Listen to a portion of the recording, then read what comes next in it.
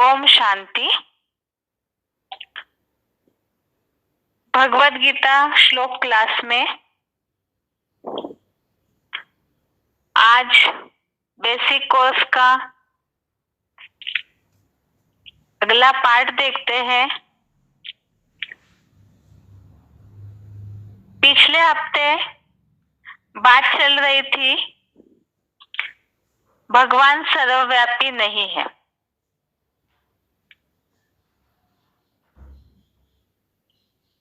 इस टॉपिक को समझना क्यों जरूरी है?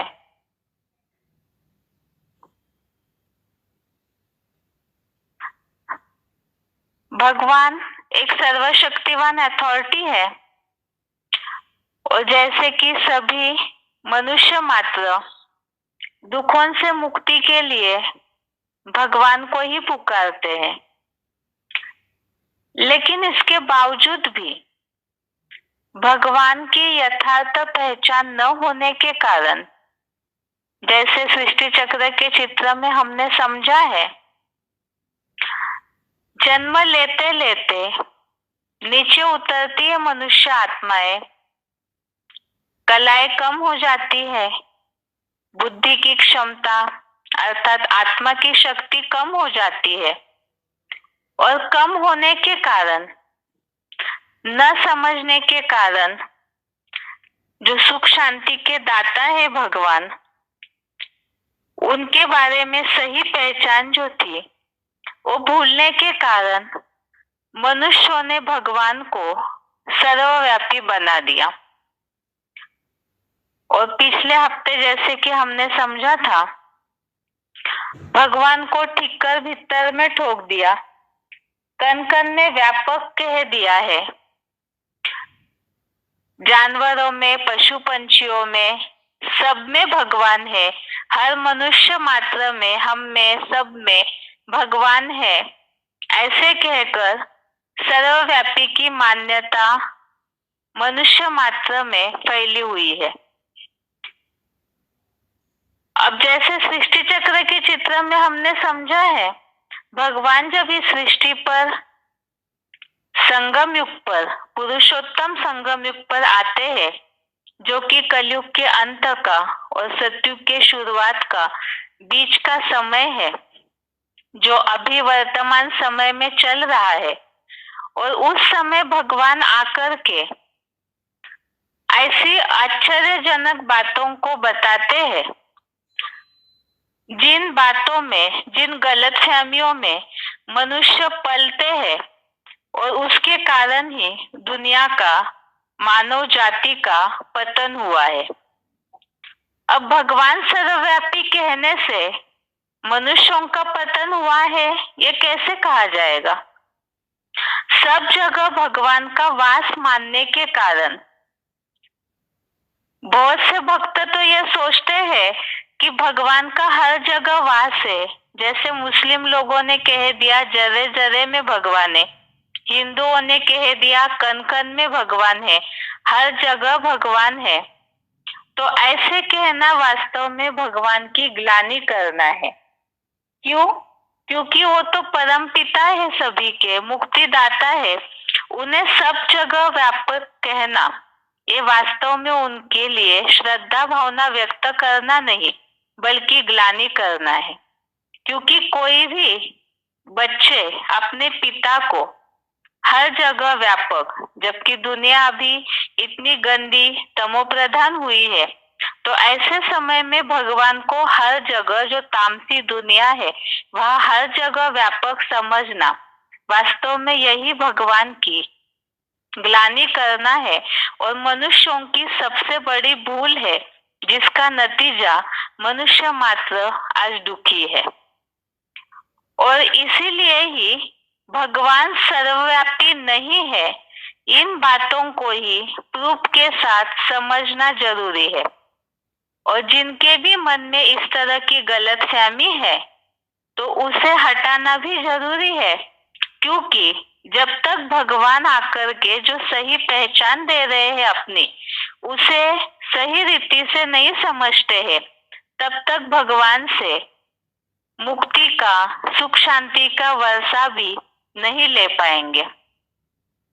अब जैसे कि पिछले हफ्ते हमने देखा था, जो भगवान सर्वव्यापी नहीं है, इसके बारे में एक चित्र दिखाया हुआ है, जिसमें उस चित्र में स्टार्टिंग में ही शास्त्र का चित्र दिखाया है, अर्थात गीता का, जो सर्वशास्त्र शिरोमणि है।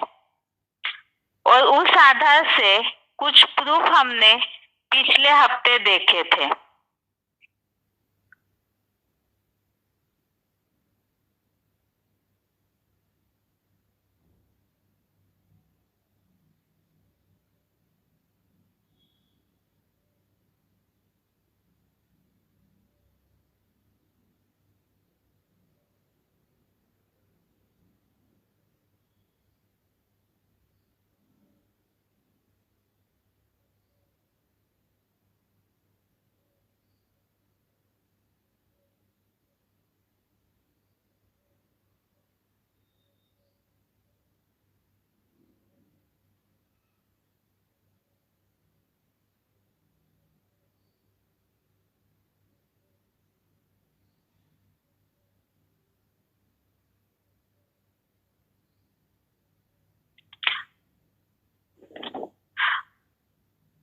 तो पिछले हफ्ते जैसे कि हमने देखा था,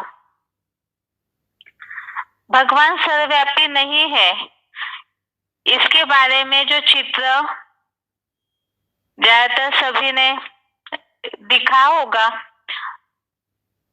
इसमें सबसे पहला प्रूफ पिछले हफ्ते हमने देखा है भगवत गीता का। चित्र में जो गीता का किताब दिखाया है, उस अनुसार ही हमने सबसे पहला प्रूफ समझा था। गीता और अन्य शास्त्रों में भी भगवान सर्वव्यापी है, इस तरह का कोई उल्लेख नहीं आया है। कैसे?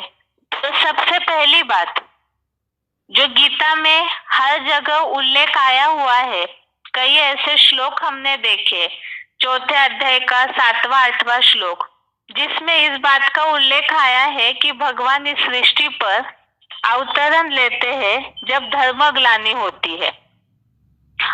और जैसे परमात्मा का, भगवान का जन्म दिव्य है। अगर भगवान इस सृष्टि पर पहले से ही व्यापक है, तो जन्म लेने की बात कहाँ से आई? क्योंकि इस सृष्टि पर पहले से मौजूद नहीं है, तभी ही जन्म लेने की बात आती है। गीता के अलावा, गीता में तो जन्म लेने की बातों के कई श्लोकों का उल्लेख हमने देखा। उसके अलावा भगवत गीता में परम धाम निवासी हूँ, इस तरह से जो उल्लेख आया है, 15वें अध्याय का 6वां और 8वें अध्याय का 21वां श्लोक, अध्याय 15 का 6 नंबर और अध्याय 8 का श्लोक नंबर 21, इसमें भी भगवान का घर तद्धाम परमम मम, अर्थात भगवान परम धाम के वासी है, इस तरह से भगवान के घर का उल्लेख आया हुआ है। तो गीता के इन प्रूफ के आधार से, इन श्लोकों के उल्लेखों के आधार से ये बात तो सिद्ध हुई कि भगवान इस सृष्टि में व्यापक नहीं है, बल्कि वो ऊंचे धाम के वासी है, अर्थात परम धाम वासी है। और मनुष्य जब तमो प्रधान बन जाते हैं, नीचे गिरते हैं, तो उनके उद्धार के लिए भगवान जगत विपरिवर्तते, अर्थात इस सृष्टि के उद्धार के लिए इस सृष्टि पर आते हैं, जन्म लेते हैं और अपना कर्तव्य करते हैं। इसके अलावा रामायण के उल्लेख भी हमने देखे। रामायण में भी जिस तरह उल्लेख आया है, कल्प कल्प लगी प्रभु अवतारा, और जब धर्म की ग्लानि होती है तो भगवान मनुष्य शरीर में अवतरण लेते हैं। तो इस सृष्टि पर ही अगर पहले से सर्वव्यापी है भगवान, तो अवतार लेने की बात का उल्लेख जो रामायण में आया है, वो क्यों आया है? इसके अलावा जैसे कि अगर भगवान पहले से इस सृष्टि पर व्यापक है, तो शिवरात्रि के रूप में उनका जन्मदिन क्यों मनाया जाता है? उनके अवतार के रूप में जिस तरह से मान्यताएं बनी हुई है भक्ति मार्ग में, तो क्यों बनी हुई है? अगर वो व्यापक है, हर जगह कण कण में है, तो फिर इस तरह का भक्ति मार्ग में अवतार या जन्म का उल्लेख क्यों आया हुआ है? तो ये पहला जो चित्र दिखाया हुआ है भगवान सर्वव्यापी नहीं है। इसमें सबसे पहले हमने भगवत गीता का और रामायण में और ऐसे तो कई शास्त्रों में इस तरह के कई उल्लेख आए हुए हैं जिसमें यह सिद्ध होता है कि भगवान का अवतार अर्थात जन्म इस सृष्टि पर होता है, अर्थात वे सर्वव्यापी नहीं है। अभी आज के क्लास में हम इसके अलावा आगे के प्रूफ देखते हैं। पिछले हफ्ते हमने भगवान सर्वव्यापी नहीं है इसके 3 प्रूफ देखे थे। अभी आगे आज है चौथा प्रूफ। जैसे कि चित्र में दिखाया हुआ है, साधु सन्यासी जो है, चित्र में जो दिखाया है कि सन्यासी लोग या साधु लोग जो भजन करते हैं, गीत गाते हैं, उसमें दिखाया है प्रभु दर्शन दो। ये अभी के समय की बात है। जैसे कि हमने शुरू में समझा, भगवान आकर के ऐसी अचरज वाली बातें बताते हैं जो बातें कोई मनुष्य मात्र नहीं बताते हैं, और भगवान अभी स्वयं आकर के इस बात का तथ्य क्लियर कर रहे हैं कि वे सर्वव्यापी नहीं है। अब भक्ति मार्ग में जैसे बहुत से साधु सन्यासी है, संत है, बहुत ऐसे भजन कीर्तन गाने वाले हैं जो अपने भजनों में, अपने व्याख्यानों में, प्रवचनों में ये बताते हैं कि भगवान सर्वव्यापी है। आप में भी भगवान है, हर एक के हृदय में भगवान का वास है, कण कण में भगवान का वास है। एक तरफ से ये बात फैलाई जाती है और दूसरी तरफ से फिर पतित पावन आओ इस तरह के भजन गाते हैं, प्रभु दर्शन दो, भगवान के दर्शन के लिए हमारी आंखें तरस रही है। इस तरह की जो बातें बताई जाती है, तो ये दोनों विरोधाभास वाली बातें हुई। एक तरफ से कहते हैं हम सब में भगवान है, दूसरी तरफ से भगवान के दर्शन के लिए पुकारते हैं, तो ऐसे कैसे हो सकता है? अगर हम ही भगवान है, जैसे भक्ति मार्ग में बहुत ऐसे साधु सन्यासी है जो कहते हैं अहम ब्रह्मास्मि, कई ऐसे भी कहते हैं, बहुत पहुंचे हुए जो लोग हैं वो ये भी कहते हैं शिवोहम, आत्मा सो परमात्मा। इस तरह की जो बातें बताई है, अब आत्मा सो परमात्मा अर्थात हर आत्मा ही परमात्मा का स्वरूप है, कई भक्त ऐसे भी कहते हैं। और जो भगवान के बारे में प्रवचन देने वाले ऐसे कई व्यक्तित्व है जो ये कहते हैं शिवोहम अर्थात हम ही शिव का स्वरूप है, हम ही शिव का अवतार है। कई भक्त लोग भी कई ऐसे श्रद्धा वाले लोगों के लिए ऐसे समझते हैं कि ये भगवान का अवतार है, इन सब में भगवान है। जो भी भक्त का या तो जो ऐसे समाज सेवा का कार्य करते हैं, तो ऐसी बहुत सी गलतफहमियां समाज में निर्माण हुई है, जिस कारण भगवान ये जो सबसे सर्वोच्च स्थान वाली हस्ती है, तो उनका महत्व ही सर्वव्यापी कह करके कम कर दिया है। अब ये सोचने की बात है, अगर सभी भगवान है तो फिर जैसे आत्मा सो परमात्मा कहते हैं, शिवोम कहते हैं, तो फिर भगवान को ढूंढने की क्या आवश्यकता है? इतनी जो भक्ति पाठ करते हैं, भगवान के दर्शन के लिए जो मन्नतें मनाते हैं या जो तपस्याएं करते हैं, हठ योग करते हैं, साधनाएं करते हैं, तो ये किसके लिए? जो कह रहे हैं शिवोम है, आत्मा सो परमात्मा है, तो फिर इस तरह भक्ति पूजा पाठ करने की या भगवान को प्रसन्न करने के लिए हठ योग वगैरह करने की आवश्यकता ही नहीं है, क्योंकि हम स्वयं भगवान है।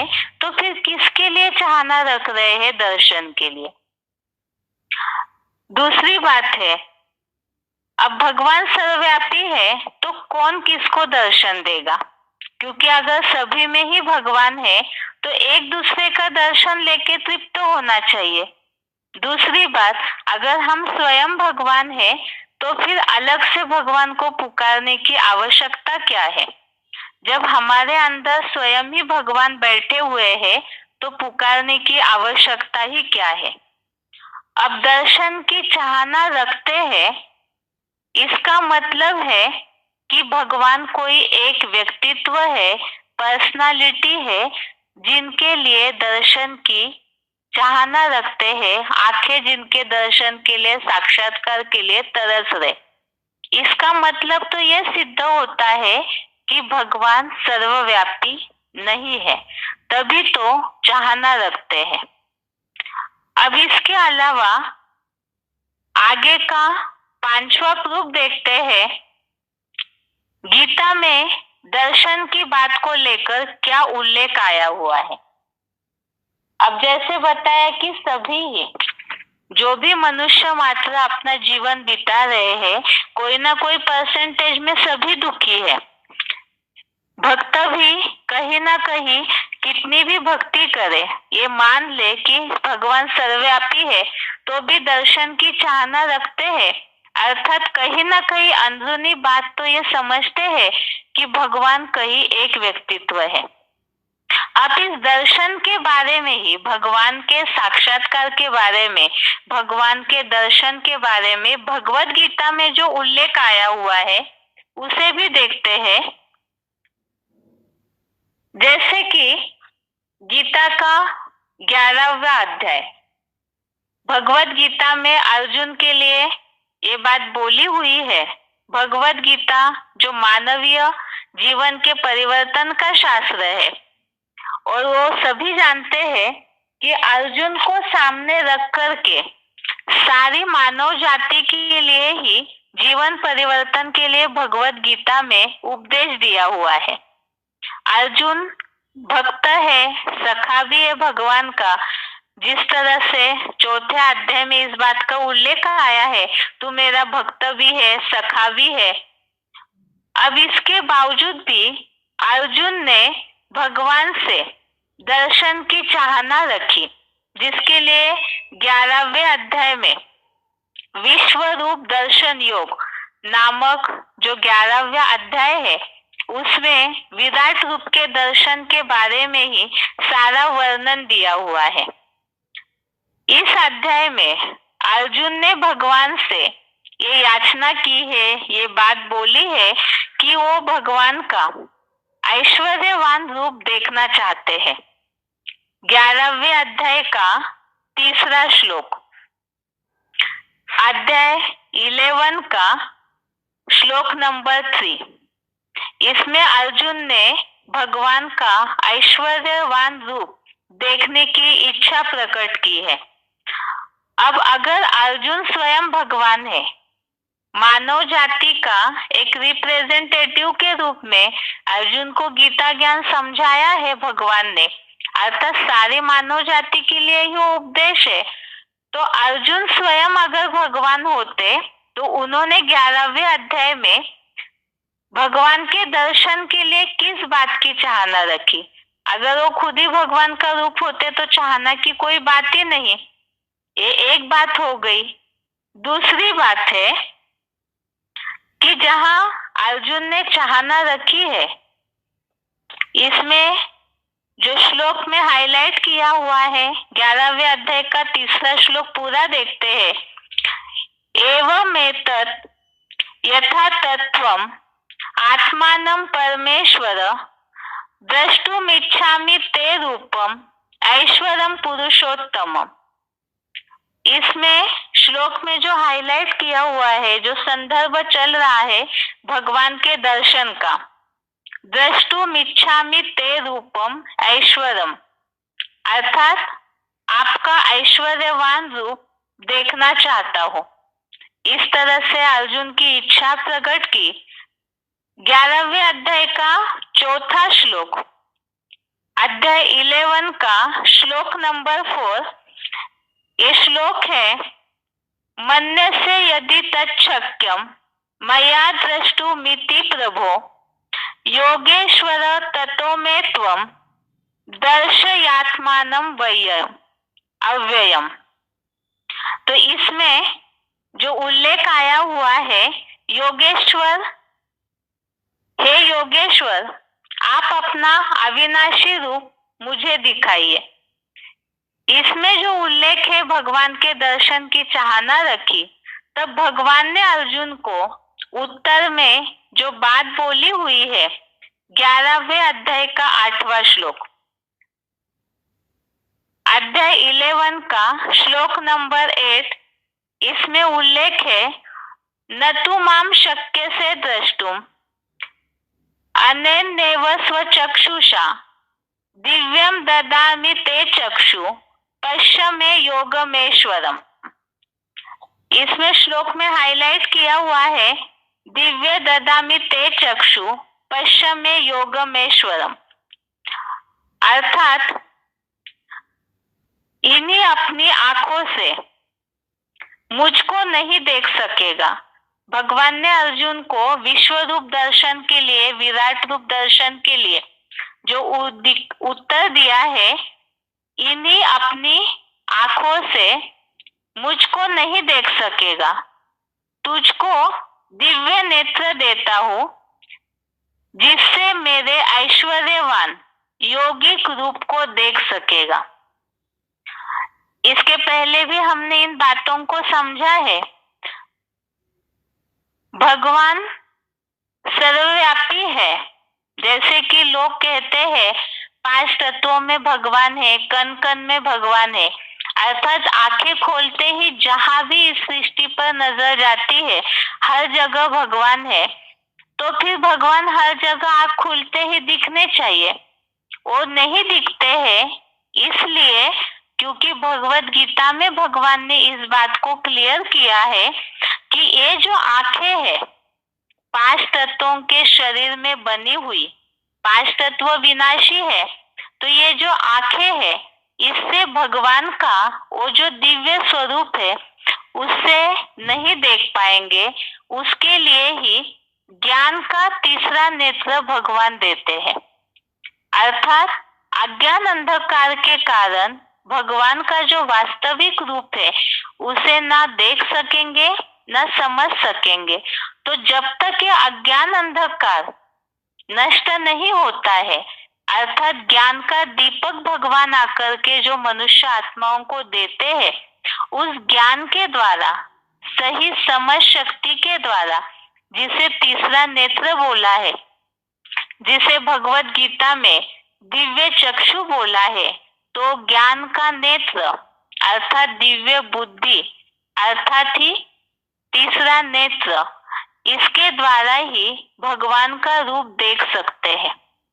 इसीलिए ही द्वापर युग से लेकर जब से भक्ति शुरू हुई तब से भगवान के दर्शन की चाहना तो कई हठ योगियों ने, कई नौधा भक्ति करने वालों ने, कईयों ने रखी, और जब वो नहीं दिखने में आए, उनके रूप तक, उस यथार्थ रूप को कोई नहीं समझ पाए, नहीं जान पाए, नहीं देख पाए, तो सर्वव्यापी की मान्यता फैला दी। लेकिन इसी बात को भगवान स्वयं आकर के अभी स्पष्ट कर रहे हैं कि ज्ञान के द्वारा, ज्ञान की समझ शक्ति के द्वारा अंधकार पूरी तरह से जब नष्ट करते हैं, तब जाकर के भगवान के उस यथार्थ रूप को देख पाएंगे। अर्थात ही भगवान सर्वव्यापी नहीं है, क्योंकि अगर सर्वव्यापी होते तो इन आंखों से हर जगह भगवान का रूप देखने में आता, और यदि देखने में आता सभी को, तो फिर भगवान के दर्शन की चाहना हर मनुष्य मात्र क्यों रखते। तो जरूर भगवान कोई ऐसी व्यक्तित्व है, पर्सनालिटी है, जिनके दर्शन के लिए, जिनका रूप देखने के लिए सभी तरसते, और वो तभी दिखने के लिए मिलेगा जब अज्ञान नष्ट होगा। इसके आगे का 6वां प्रूफ है, अगर भगवान सब जगह है तो फिर दुनिया में मंदिर, मस्जिद, गुरुद्वारे अर्थात इतनी सारी पूजा स्थली क्यों बनाई गई है? अगर सब जगह भगवान है तो फिर ये पूजा स्थली बनाकर वहां जाकर के श्रद्धा से सिर नमाने की आवश्यकता ही क्या है? कई लोग ये समझते हैं, कई लोग उत्तर में ऐसे भी कहते हैं कि भगवान सब जगह है, लेकिन वहां मंदिरों में जाकर के वो निवास करते हैं। अब सब जगह ही भगवान अगर है तो फिर ये सृष्टि ही सारा उनका निवास स्थान हो गया, तो अलग से एक जगह जाकर हर जगह ही जैसे कि कण कण में भगवान है, तो फिर हर जगह ही सिर नमाते रहना चाहिए। लेकिन यहाँ एक्यूरेट पूजा स्थली जैसे बनाई जाती है, मंदिर है, मस्जिद है, गुरुद्वारे है, तो ये सब करने की आवश्यकता ही क्या है? दूसरी बात, कई ऐसे लोग भी है जो अपने घरों में भी भगवान का मंदिर बना लेते हैं, पूजा स्थली बना लेते हैं। अब सब जगह भगवान है तो फिर अलग से ये जो मूर्तियां बनाते हैं ढेरों ऐसे देवी देवताओं को, भक्ति मार्ग में तो गलत फहमी से देवताओं को ही भगवान समझ लिया है, तो इसके कारण हर जगह पे इस तरह जो मूर्तियां ढेरों बना करके रखते हैं, तो ये सब की आवश्यकता ही क्या है? यहाँ और एक बात है कि अगर हम स्वयं भगवान हैं, हर मनुष्य मात्र में ही भगवान का वास है, तो फिर अलग से मंदिरों में जा कर के पूजा अर्चना करने की आवश्यकता क्या है? अलग से जो पत्थरों की मूर्तियां बनाई जाती है, लकड़ी की मूर्तियां बनाई जाती है, कई ऐसे शालिग्राम बनाकर रखते हैं, तो ये सब करने की आवश्यकता ही क्या है? दूसरी बात, अगर सभी मनुष्यों में भगवान है तो एक दूसरे की पूजा करके ही मनुष्य को समाधान मिलना चाहिए, लेकिन ऐसे होता नहीं। आजकल तो पूजा की तो बात ही दूर, लेकिन एक दूसरे के पीछे ईर्ष्या द्वेष के कारण इतने पड़े हुए हैं कि स्नेह सौहार्द या जो भावना होनी चाहिए मनुष्य की मनुष्य के प्रति, मानवीयता के लिए, तो वो भावना भी आज दुनिया में बची नहीं है। तो फिर ये जो मान्यता फैली हुई है सब मनुष्यों में भगवान है, ये भावना ही वास्तव में गलत हो जाती है। अगर भगवान सभी के अंदर है तो वास्तव में पूजा अर्चना करने की अलग से आवश्यकता ही क्या है? तो ये सब बातों से भी ये सिद्ध हो जाता है कि भगवान सर्वव्यापी नहीं है। क्यों? क्योंकि सर्वव्यापी अगर होते तो अलग से मंदिरों में जाकर श्रद्धा स्थान के रूप में सिर नमाने की मनुष्यों को आवश्यकता न होती। और भगवान तो सुख शांति का दाता है, ज्ञान का, गुणों का भंडार है, तो वो सारे गुण मनुष्य के स्वयं के अंदर दिखने में आने चाहिए थे, लेकिन वो सब दिखने में नहीं आते हैं। तभी मनुष्य कहीं ना कहीं सुख के लिए, शांति के लिए कहीं ना कहीं मंदिरों के दरवाजे खटखटाते हैं। इसके अलावा अगला 7वां प्रूफ है, जैसे कि भगवान के लिए कहा जाता है सुख करता है, दुख हरता है। सुख देने वाले हैं भगवान और दुखों का हरण करने वाले हैं। तो जब भगवान दुखों का हरण करने वाले हैं तो फिर आज हर मनुष्य कोई ना कोई कोने से दुखी, रोगी, परेशान, अशांत क्यों है? जैसे कि चित्र में एक सैंपल के रूप में दिखाया है, एक मरीज बीमार है और भगवान को ही बीमारी में मनुष्य बुलाते हैं कि भगवान हमें बचाइए।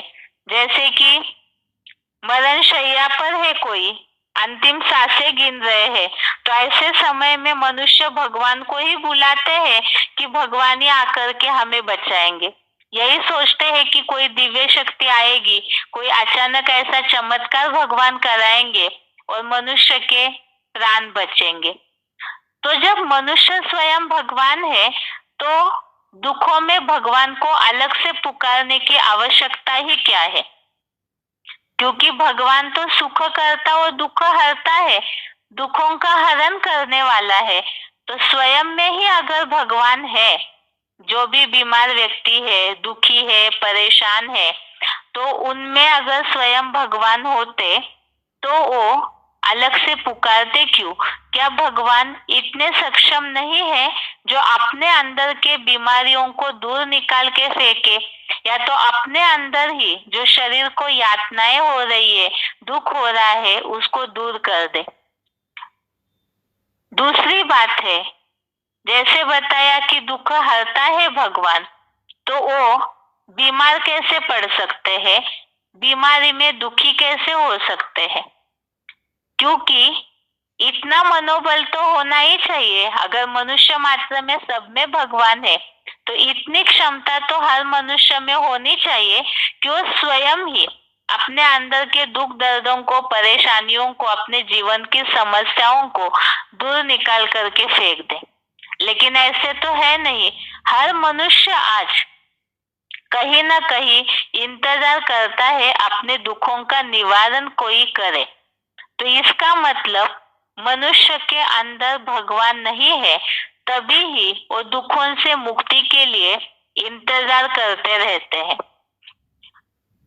दूसरी बात है, जैसे कि बीमारियों की बात बताई, मनुष्य जो दुखी है, अब कोई अगर अंतिम सांसें गिन रहा है तो लोग ये समझते हैं कि उनके लिए तो उस समय डॉक्टर ही भगवान हो जाते हैं, और जब डॉक्टर ही भगवान है तो उस पेशेंट को बचा लेना चाहिए।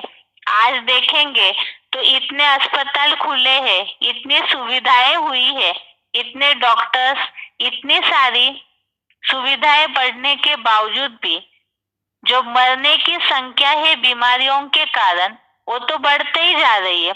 अगर डॉक्टर ही सभी भगवान है तो फिर ये सारे बीमारों को बचा लेना चाहिए।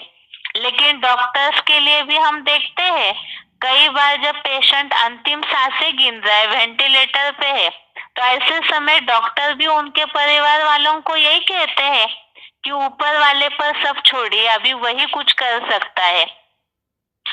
अगर ये डॉक्टर भगवान होते मनुष्यों की दृष्टि से, तो फिर वो ऊपर की ओर क्यों दिखाते इशारा करके, अभी ऊपर वाला ही बचाएगा, वही मदद कर सकता है।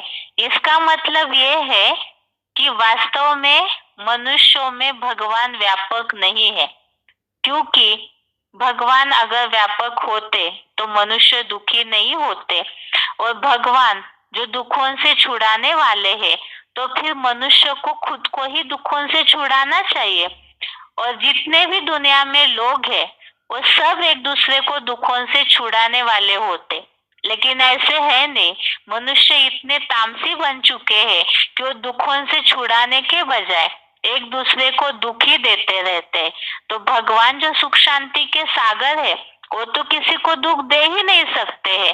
तो इसका मतलब मनुष्य एक दूसरे को दुख देते हैं, अर्थात ही उनमें भगवान की व्यापकता सिद्ध ही नहीं होती है। अब दुखों में भगवान को बुलाते हैं, अर्थात जरूर वो कोई व्यक्तित्व होगा जिसके लिए लोग अपेक्षा करते हैं कि वो मदद करेगा। इसका मतलब कोई व्यक्तित्व है तो सभी में अगर व्यापक होते, कण कण में, जड़ चीजों में, जंगम जो भी चीजें हैं, हर जगह भगवान की व्यापकता होती, तो फिर अलग से किसी पर्सनालिटी या व्यक्तित्व को दुखों में बुलाने की आवश्यकता क्या है?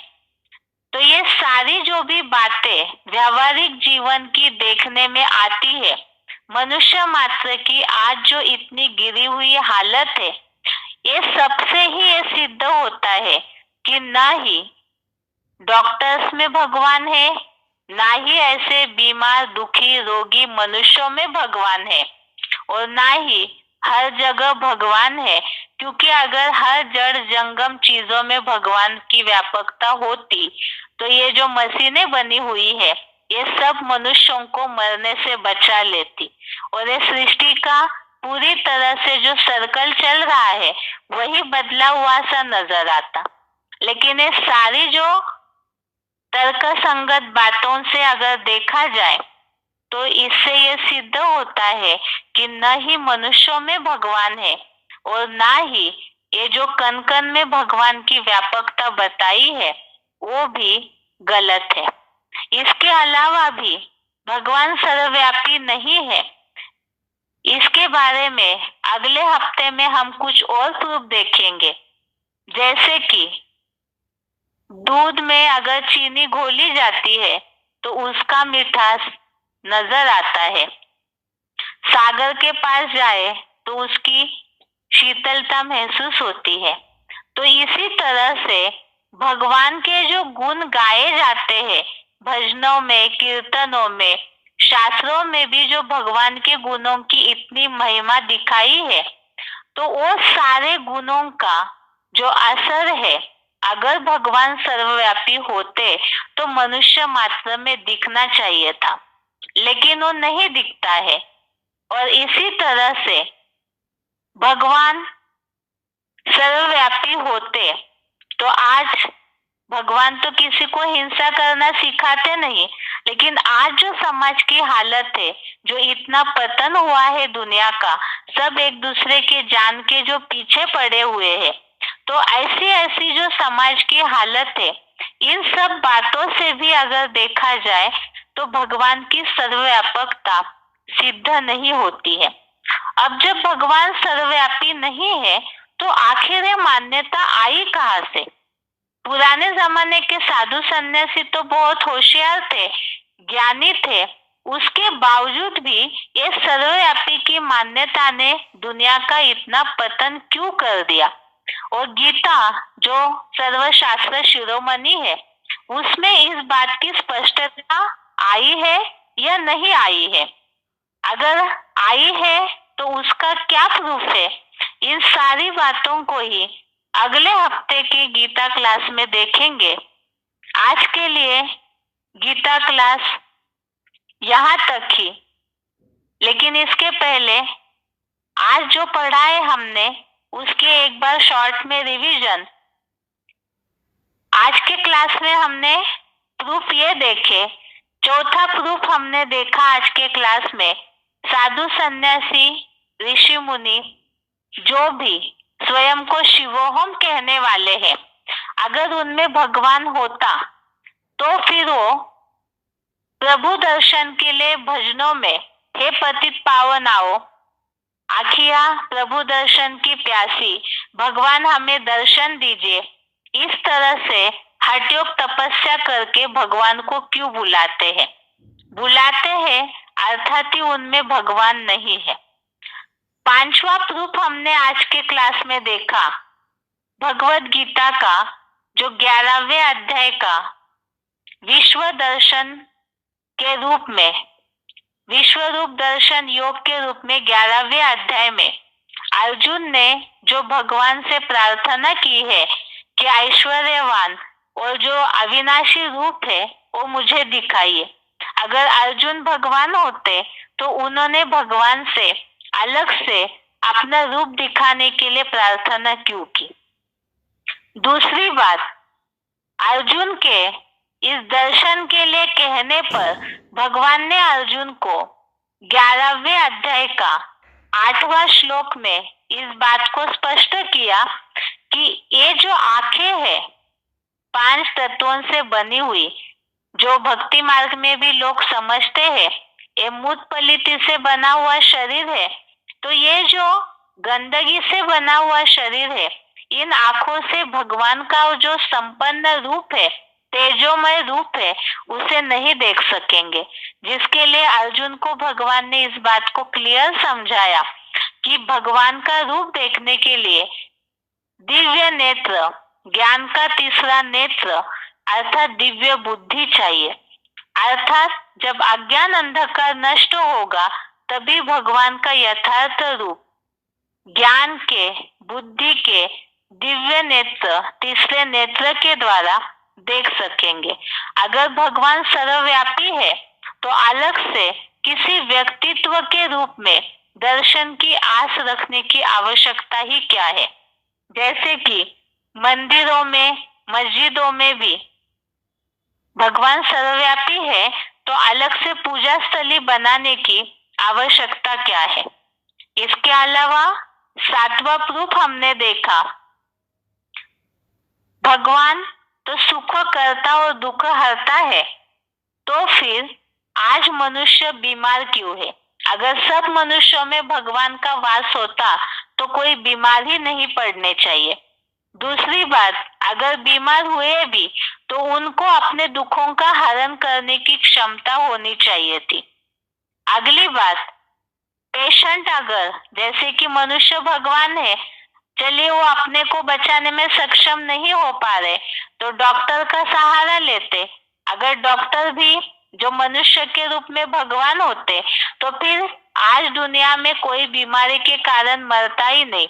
और डॉक्टर्स भी आज यही कहते हैं, जब उनके हाथ से केस निकलने लगती है, मृत्यु शैया पर पेशेंट होता है, वो भी ऊपर की ओर इशारा करते हैं कि ऊपर वाला ही मदद कर सकता है। तो मनुष्यों में, डॉक्टर्स में, मरीज में भगवान होते तो आज दुनिया की ये हालत नहीं होती।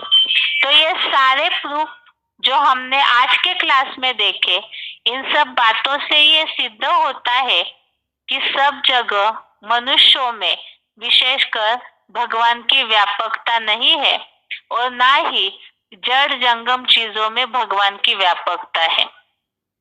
आज के लिए भगवत गीता क्लास यहाँ तक ही। ओम शांति।